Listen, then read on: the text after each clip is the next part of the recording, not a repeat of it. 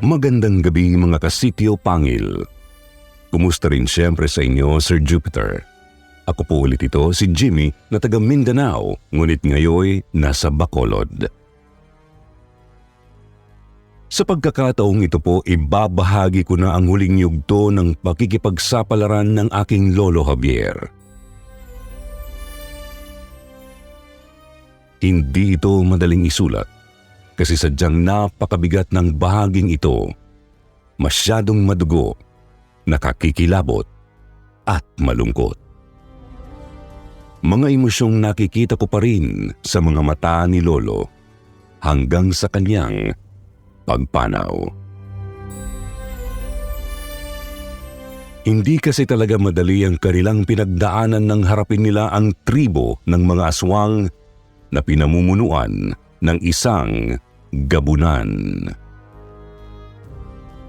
O siya, hindi ko na patatagalin. Narito na po ang huling yugto ng pakikipagsapalaran ni Lolo Javier, ang Sundalong Bantay.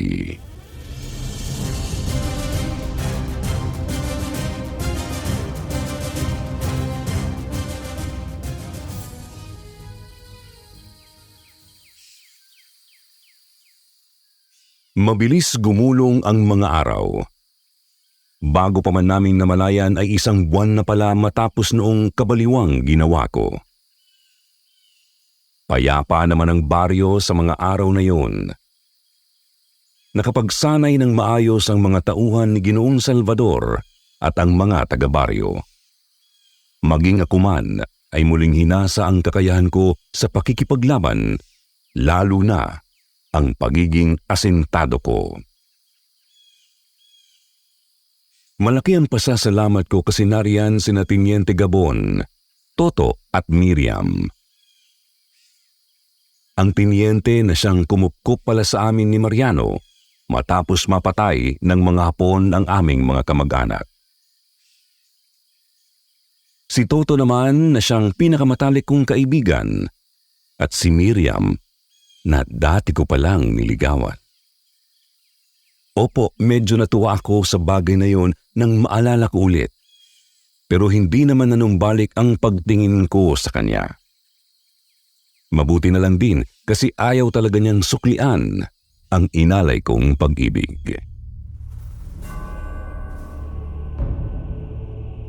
Sa panahong yon ay pinupulbos na ng puwersa Pilipino-Amerikano ang mga mananakop na Hapon sa silangang bahagi ng Mindanao. Susunod dapat doon ang hukbo ni Teniente Gabon, pero mas pinili niyang unahin ang misyon laban sa mga aswang. Maliban sa pagsasanay, hinandari ni Teniente Gabon at Ginoong Salvador ang mga sandatang pangkontra sa mga aswang. Halimbawa na lamang ang mga balang binabad sa dinurog na bawang tsaka pinabindisyonan sa simbahan. Meron ding iba't ibang mga tansong patalim, buntot pagi at pinatulis na kawayan. Meron ding mga puting panyo na may nakaburdang hugis buwaya. Yun kasi ang madaling gawin na depensa upang hindi agad masaktan ng mga aswang ang mga tao. Gustuhin man namin gumawa ng maraming habak, wala kaming kasamang may sapat na kaalaman para roon. Kaya kami lang ni Toto at Miriam ang meron.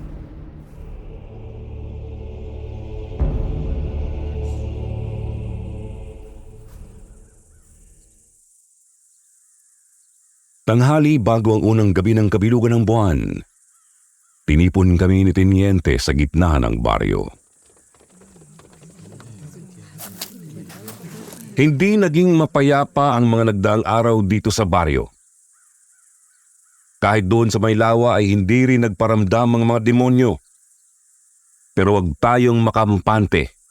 May mga napapabalita pa ring mga paisa-isang pagpatay sa ibang bahagi ng Ilog Pulangi. Pinapatay nila ang mga alagang hayop at mga tao. At hindi sila titigil hanggat hindi natin sila napupuksa. Tumahimik ang paligid. Tanging lagaslas ng ilog Paglagitik ng malapit na siga at kulo ng nilagang nakasalang sa apoy ang maririnig. Ramdam ang pagngangalit ng bawat isa. Dagdag sa bigat ng pakiramdam ang katatapos lang na digmaan laban sa mga mananakop. Ang dami nga ring napatay at nawasak ng giyerang yun, tapos dumagdag pa ang mga salot sa paligid. Muling nagsalita si Teniente Gabon. Batid na ng gabunan na kumikilos na kaming mga mandirigmang gerilya laban sa kanila. Alam na ng hukluban na hindi na niya makukuha ng ganoon na lamang ang inaasam niyang itim na bato. Kaya naman, sigurado akong haharapin lang nila tayo kung kailan sila pinakamalakas. Lulusob lang sila dito kapag mataas ang pag-asa nilang magtagumpay. At ang pagkakataong yon ay mamayang gabi na mismo sa ilalim ng bilog na buwan.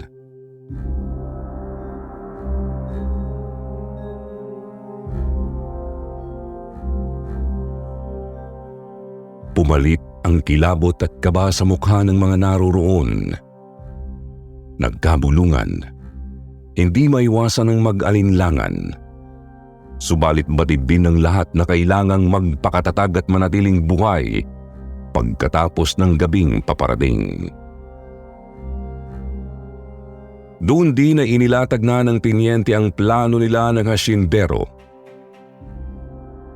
Lalo na ang tungkol sa kung paano gagamiting pain ang itim na bato.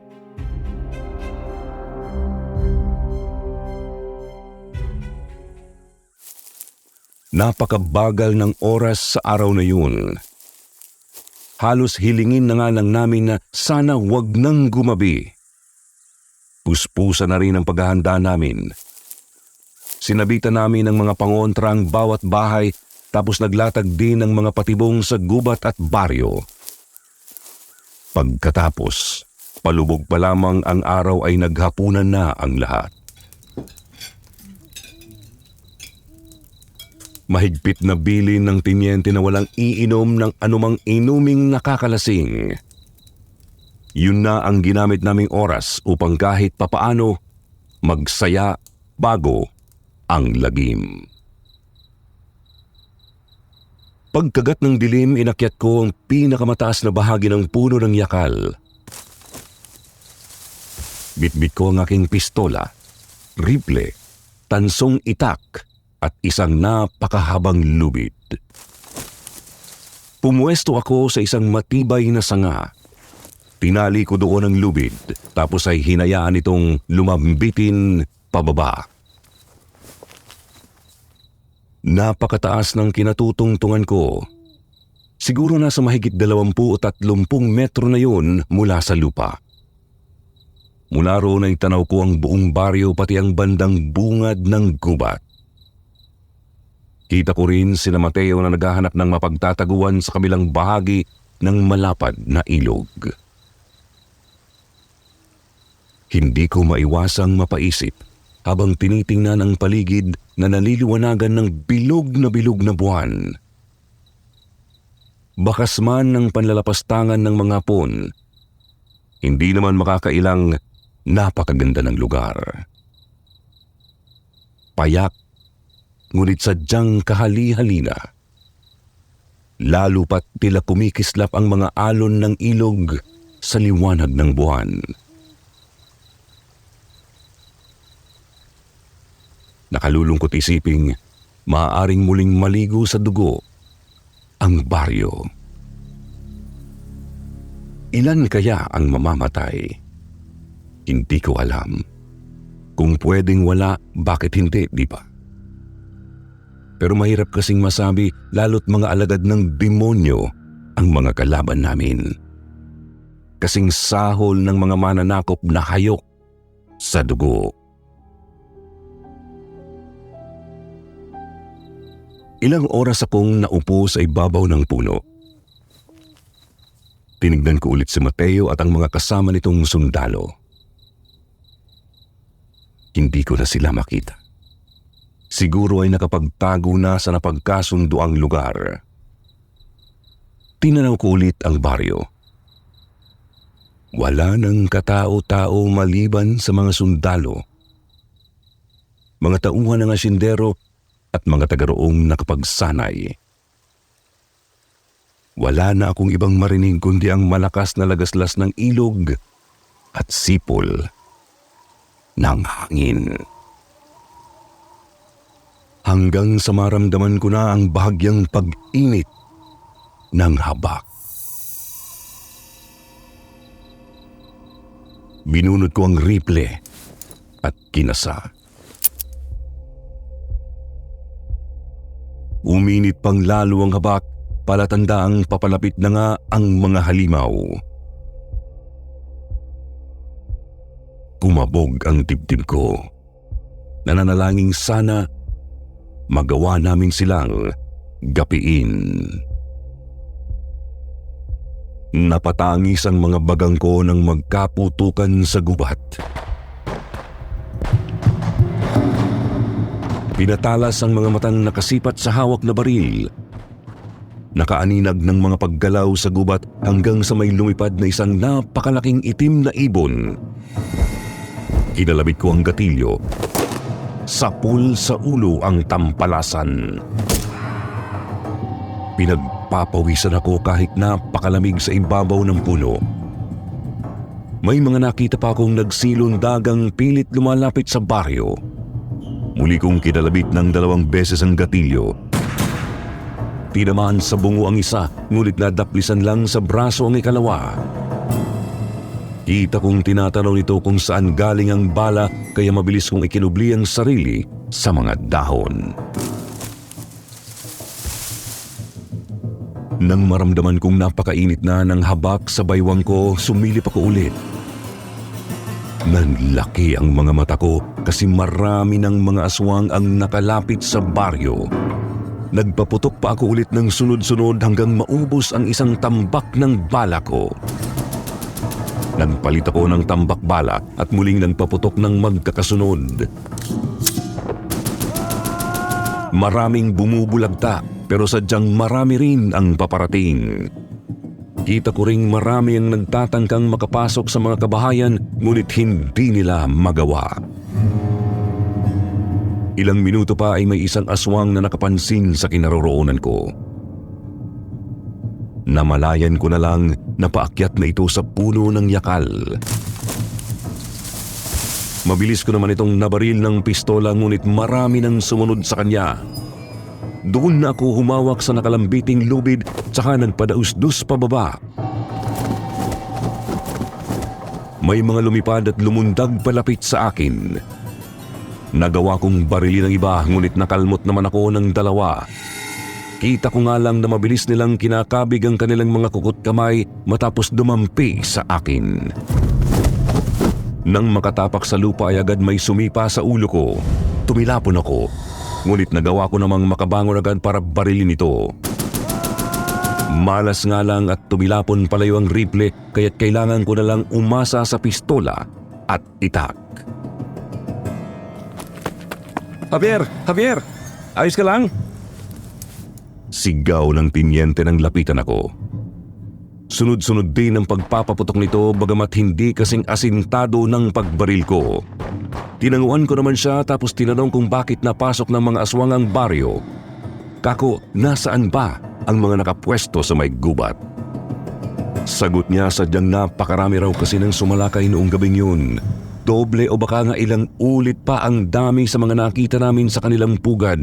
Kaya maraming nakalusot sa mga bantay kahit pa sabihing marami din namang kaming napatay. Naputol ang pag-uusap namin nang biglang umatungal ng napakalakas ang isang aswang. Hindi man namin nakikita ang gumagawa ng kasuklam-suklam na tunog, sigurado naman kaming yun ang gabunan. At batay sa nasaksihan ko sa kanilang pugad, isang utos o babala ang katumbas ng hiyaw na yun. Utos na tanging mga aswang lang ang makakaintindi. Doon din ay nagtaka kami nang tumigil ang mga aswang sa panggugulo sa mga kabahayan. Ngunit nahintakutan din kami ni Tiniente Gabon nang magsitakbuhan ang mga ito papuntang ilog. Naloko na! Mukhang nabisto na tayo, Tenyente! Huwag ka mag-alala, Javier. Kasama pa rin naman ito sa plano. Pero Tenyente, baka mapahamak sila dun. Abat talagang magtiwala ka nga sa mga kasama mo imbis na pumutak, umalalay ka na lang. Tuloy-tuloy ang putukan at labanan. Nagpalingalinga ako. Oo, marami pang natitirang kalaban pero kita kong nagkalat na sa paligid ang mga bangkay ng mga aswang. Siguro nga ay tama si Tenyente. Kaya namin to. Kakayanin namin to at kailangan kong magtiwala sa mga kasama ko. Ibinaling ko ang pansin sa mga halimaw na tumatakbo papunta sa ilog. Pinagbabaril ko ang mga ito habang ang iba ay pinagtataga. Mahirap na kasing maubusan ng bala lalo pat 2 tambak bala na lang ang meron ako. Ibig sabihin, nasa 16 na putok na lang ang pwede kong magawa.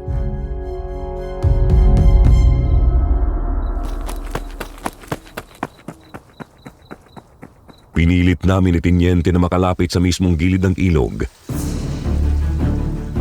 Kailangan naming harangan ng mga demonyo. Oo, takot sa malalaking anyong tubig ang mga tampalasan pero mainam ng maging sigurado. Kaming dalawa lang ni Tenyente Gabon ang nasa mismong tabing ilog.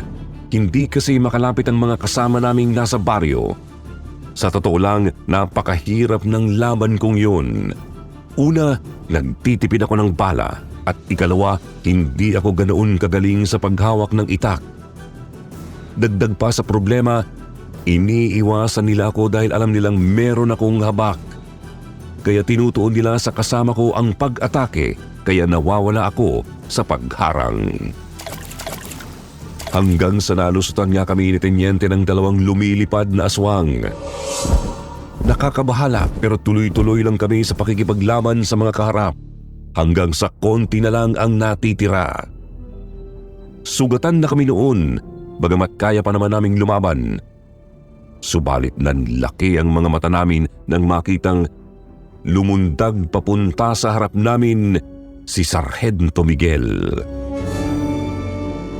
Agad niya akong sinapak sa ulo, kaya napasubsob ako sa putikan. Doon ko na binunot ulit ang baril ko lalo pat mukhang walang talab sa kanya ang habak. Hayop talaga tong pinuno ng mga manunugis ng aswang. Naging aswang na nga at lahat. Napakalakas pa rin. Pinaputukan ko siya ngunit mabilis na kailag. Nagpaputok na rin sa Tenyente pero nakaiwas ulit ito at nasuntok sa dibdib ang pinuno ng hukbong gerilya. Sasaksakin ko na sana ang dati naming sarhento nang bigla na namang pumailan lang ang napakalakas na hiyaw ng gabunan. Sinundan ito ng pahayag niyang, "Mga walang kwenta kayong lahat! Ang hihina ninyo! Mga inutil!" Doon din ay malakas na lumundag ang sarhento papunta sa isang bato sa gilid ng ilog. Bumuelo at muli na namang lumundag patawid. "Sundan mo siya, Javier! Paano ho kayo? Gawin mo na!" Taranta kong nagpaliga-liga para humanap ng bangka. Nang may matanaw, dali-dali kong pinutol ang tali nito. Sumampa at sumagwan patawid ng ilog. Nakatuon ang paningin ko sa malaking aswang na lumapag na sa kabilang bahagi ng ilog. Halatang pinapakiramdaman nito kung nasaan ang mga nagtatagong kasama namin. Nang malapit na ako sa kabilang pangpang, lumingon ako ulit sa pinagmulan. At napasigaw nang makitang nakabaon na sa dibdib ni Tenyente Gabon ang mga kuko ng matandang may puting buhok. Nasaan yung tao pa ang halimaw? Ngunit napakapula ng mga mata nito habang sinisip-sip ang dugo ni Tenyente Gabon. Naramdaman kong gusto kong balikan ang pinuno ng hukbo ngunit halos malaglag ang puso ko nang biglang nagkaputukan mula sa pinagtataguan ni na Mateo. Dali-dali akong bumaba ng bangka at tumakbo papasok ng kakahuyan. Natanaw ko si Gaspar na tumilapon sa may damuhan. Lumingon ako at agad nagngalit ang mga bagang sa nakita. Kinasaulit ang baril. Pinaputok ng napakaraming beses. Subalit, huli na.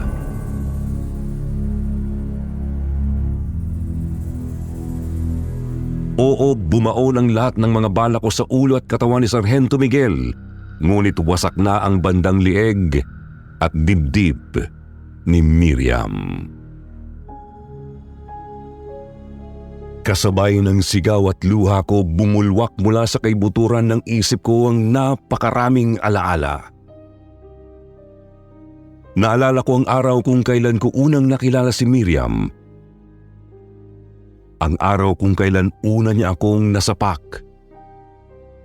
Dati pa lang kasi ay mainitin na talaga ang ulo nito sa kahit anong bagay. Naalala ko kung paano ako naglakas loob na magtapat ng pag-ibig sa kanya. Kahit halos lahat ng mga lalaki sa kuta ay takot sa kanya. Siyempre, naalala ko rin kung paano niya sinabing sarado na raw talaga sa pag-ibig ang kanyang puso dahil sa karahasang dinanas sa kamay ng mga hapon. Nakita ko rin ang alaala kung kailan inatasan ng tinyente si Sargento Miguel na pamunuan ng pangkat ng mga manunugis ng aswang. Biro pa nga ni Mariano, itsura pa lang ng mabalasik na sarhento ay siguradong tatakbo na ang mga halimaw. Hindi pa kasama ang napakahigpit nitong pagsasanay sa amin, pinukpok niya sa utak namin kung gaano kahalaga ang buhay ng bawat isang tao.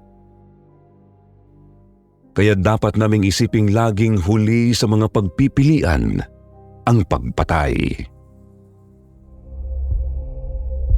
Pero ang halimaw na kaharap namin, oo, katawan at itsura ng sarhento pero hindi na siya ang Sargento Miguel namin. Tumakbo ako palapit kina Miriam at Sargento. Pinahiga ko sa aking mga hitang walang buhay ng si Miriam. Sinisigaw ko ang kanyang pangalan kahit alam kong hindi na niya ako naririnig. Lumapit din sa amin sina Toto, Mateo, Ginoong Salvador at iilang mga tauhan ng hasyendero. Ilang sandali pa, napalingon ako sa nakahandusay na aswang nang magsalita ito. Nanghihina, ngunit nakatitig ito sa akin. Nakangiti at sinabing, "Salamat, Javier. Salamat." Hindi pa man tuluyang nangunguya ng mga puso at isip namin ang nangyari. Muli na naman kaming nahintakutan nang magsisigaw si Gaspar. "Ang gabunan! Paparating na ang gabunan! Magsihanda kayo!"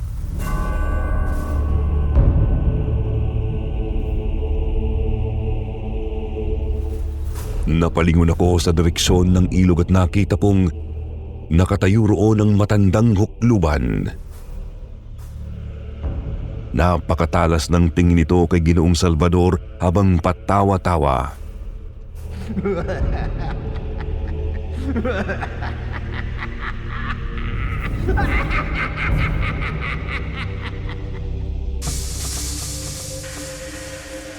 "Hindi ka na makakatakas, Salvador. Ibigay mo na sa akin ang bato kung ayaw mong mas marami pang mamatay. Hindi mo ako maluloko, demonyo! Ibigay ko man sa iyo to, hindi tiyak na dadanak pa rin ang dugo."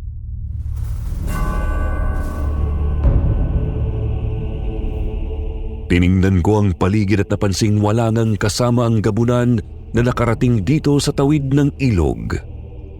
Bagamat kita kong may mga aswang na tinatanay ng agos ng ilog Pulangi, ang mga nakatawid kanina kasama na ang sarhento, nagawa na ring patayin ni Toto.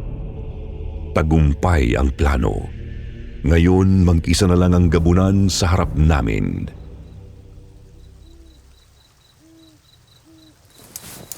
Ano? Handa na ba kayo? Palibutan natin ang halimaw na yan at sabay-sabay nating sugurin! Atas ni Gaspar sa mga naroroon. Pinalibutan nga namin ang gabunang nasa hasyendero pa rin ang titig. Pagbigay ng hudyat ni Gaspar, dali-dali kaming nagpaputok. Subalit gaya ng inaasahan, nakailag ang gabunan. Nagsaboy ng asin, langis, dinurog na bawang at iba pang pangontra ang mga kasama ko. Swerteng may dumaplis sa braso ng itim na demonyo. Makikitang hindi siya gaanong nasaktan, bagamat kita pa ring saglit itong dumaing nang umusok ang balat. Mabilis din itong sumalakay sa amin, agad may mga nasugatan dahil sa kalmot. May tauhan din ng hasyendero na agad nabutasan ng sikmura. Tuloy-tuloy lang kami sa pagbaril, pagkunday ng patalim at pagsaboy ng mga pangontra, pero sadyang napakahirap nitong patamaan. Simpleng mga daplis lang ang nagagawa namin. Muli nitong sinigaw sa hasyendero na ibigay na ang itim na bato. Matatag naman ang paninindigan ni Ginoong Salvador na hindi nga namin isusuko ang bato sa ngalan ng kaligtasan ng sangkatauhan. Kita kong napipikon na ang matandang aswang, marina ang pagtiim ng mga bagang nito at ang pagkuyom ng mga palad. Umatungan ito ng napakalakas at bumuelo para sugurin ang hasyendero. Iniumang ng aswang ang matatalas na kuko habang sumusugod. Subalit kasabay ng pagkalmot niya sa mukha ni Ginoong Salvador, mabilis na umunday ng taga si Mateo sa may lieg ng halimaw. Mabilis itong matras para umilag, ngunit winasiwas na rin ni Gaspar ang sariling itak pukol sa binti nito. Nagawa nitong makalundag ng konting patras, ngunit nahawakan ni Toto ang isang braso nito sa kahinila pabagsak sa lupa. Tinulak ng gabunan si Toto na agad namang tumilapon. Gayunpaman, hindi na niya ako napansin sa kanyang likuran.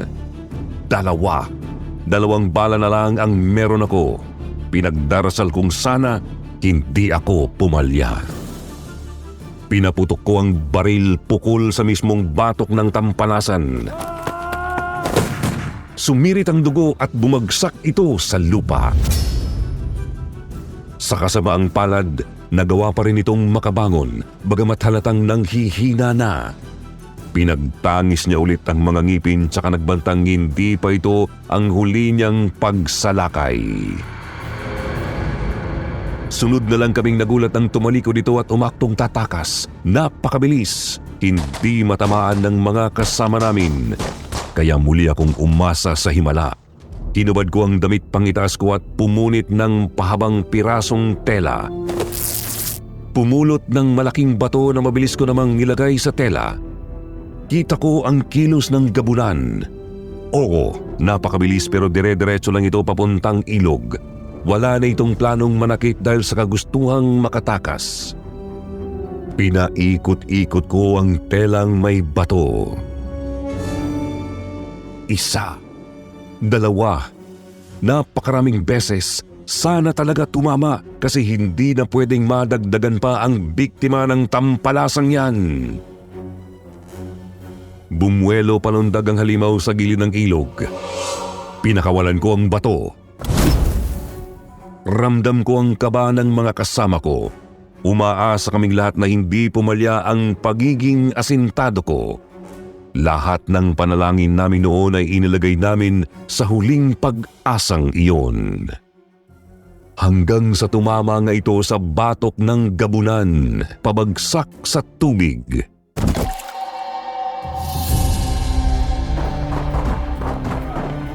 Doon na siya binanatan ng ibang may bala pa.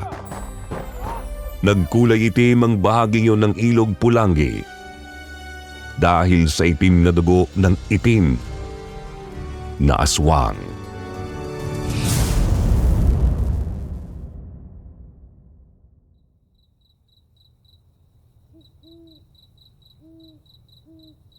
Ilang sandali pa, lumutang ang walang malay nitong katawan. Agad namang lumangoy si Toto upang hilahin ito pabalik sa gilid ng ilog. tsaka tuluyan na namin itong pinugutan.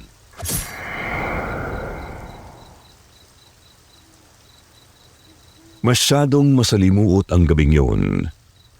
Hindi ako nagtagumpay. Oo, napatay namin ang pinuno ng mga aswang pero halos nangalahati rin ang bilang namin sa digmaang yun. Maraming nagbuwis ng buhay. Sina Sargento Miguel, Teniente Gabon, si Miriam at marami pang iba.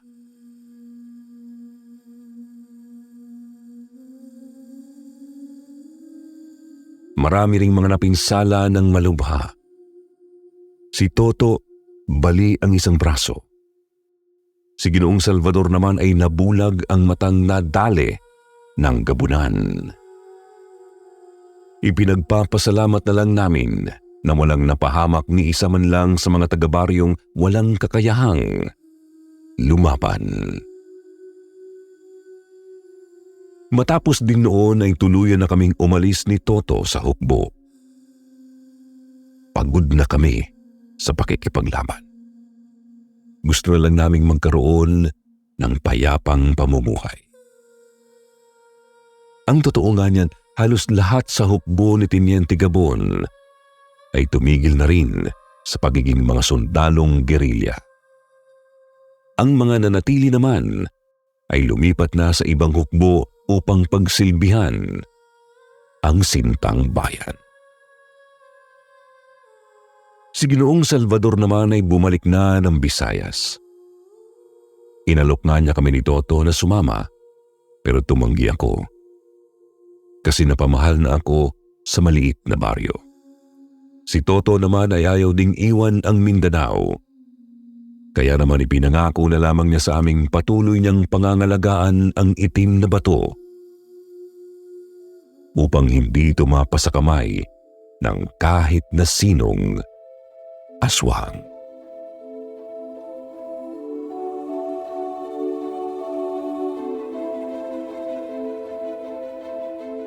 Sir Jupiter, matapos ang digmaang yun ay payapa nang namuhay si Lolo Javier sa baryo sa tabi ng Ilog Pulangi. Doon na rin siya nakapag-asawa at bumuo ng sariling pamilya. Doon nga rin po isinilang ang tatay ko. Pagkatapos lumipat lang si tatay sa Zamboanga matapos pakasalan si nanay. Sa pagtanda naman ni Lolo Javier, nanatili itong tahimik, di masyadong palangiti. Kita rin sa katawan ni Lolo Javier ang napakaraming mga peklat na dulot ng digmaan. Kasama na roon ang mahahabang peklat na tila gawa ng mga kalmot ng malalaking mga hayop. Gayunpaman, ramdam na ramdam naming kanyang mga apo kung gaano ito kahigpit pagdating sa pagbabantay sa amin. Subukan mong saktan isa man sa amin, siguradong makakatikim ka talaga ng malutong na sermon. At nang mabasa ko ang lumang kwaderno, naintindihan ko rin kung bakit ganoon si Lolo. Sadyang mahal lang niya kami at ayaw niyang mapahamak isa man sa amin. Paano po? Hanggang dito na lang, Sir Jupiter. Maraming salamat sa pagbabasa ng aking kwento. Salamat din sa lahat ng mga sumubaybay sa pakikipagsapalaran ng aking Lolo Javier, ang sundalong bantay. Mag-iingat po kayo palagi.